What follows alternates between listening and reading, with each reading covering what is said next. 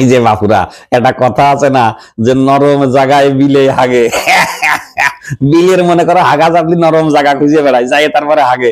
তো সেই রকম আমাদের দেশেও মনে করো যদি কারোর হাত নিষ্পিস করে মারার দরকার হয়, এই যে এখন মনে করো একটা নরম জায়গা আছে শিক্ষক সমাজ। যাই মনে করো শিক্ষক সমাজের স্কুল কলেজ মাদ্রাসা ভার্সিটি জেনে যেমন পারতেছে লোকে মারতেছে, কিন্তু কোনো প্রতিবাদ নেই, প্রতিকার নেই। এই জন্য বাবুরে বাংলাদেশে এখন শিক্ষক মারলে তার কোনো সমস্যা নেই। আর শিক্ষকের ধরে বা মারবেই বা না কে কদিন, শিক্ষকদের এত লোভ হবে কে? একটা শিক্ষক 8-9 হাজার টাকা বেতন পাচ্ছে, তাই চাইখানি কথা, জিনিসপত্রের দাম বাড়ি আকাশ ছোঁয়া হলেও তো এই 8-9 হাজার টাকায় ভালোই চলা যায়। সরকারের সব জায়গায় বাজেট আছে, সব জায়গায় টাকা বেশি দেওয়া যায়, কিন্তু শিক্ষকদের বেতনের সময় বেশি খরচ করা যাবে না, অপচয় করা যাবে না। কারণ শিক্ষকরাই তো শিখিয়েছে যে অপচয় করলে শেষে শয়তানের ভাই হয়ে যায়।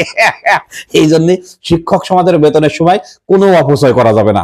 মনে করো সবাই মাস গেলে বেতন পায়, কিন্তু শিক্ষকদের বেতন 1-2 মাস দেরি হলেও শিক্ষক সমাজ কিচ্ছু কয় না, মুখ বুঝে সহ্য করে। মনে করো যে এই যে মারধর, মনে করো যে ডাক্তার সমাজ কও, উকিল সমাজ কও, আরো পেশাজীবী জাগেরাই কও, যদি কারোর গায়ে কেউ হাত দিছে, গায়েও হাত দেওয়া লাগবে না। যদি কেউ কারোর কিছু কইছে, সারা দেশের ডাক্তাররা উকিলরা অমকরা তমকরা মনে করে এক হয়ে যায়, কিন্তু শিক্ষকরা তা হবে না। তারা যার যার সম্মান বাঁচায় ঘরের মধ্যে থাকে, তাহলে তাকে মারবেই বা না কে? আজকে বাপুরে যে দেখলাম, মনে করো যে এগুলো তো জাতীয়করণ লাগবে কে? শিক্ষকের লোভ আসলে দিনকে দিন বাড়িয়েই যাচ্ছে। সবাই জাতীয়করণ হোক, শিক্ষকের তারা জাতীয়করণের জন্য রাস্তায় নেমেছে। দেশে জাতীয়করণের জিনিসের কি অভাব আছে? কাজ কামের কি অভাব আছে নাকি যে শিক্ষকদের জাতীয়করণ করা লাগবে? তো এইগুলো শিক্ষকরা বোঝে না।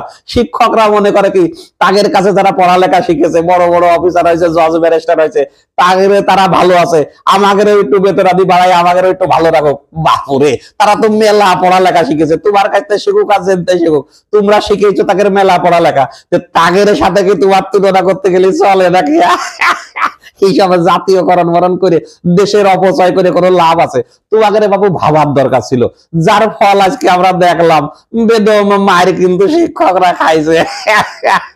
এই জন্য বাপুরে শিক্ষক সমাজ হচ্ছে বাংলাদেশের নরম জায়গা।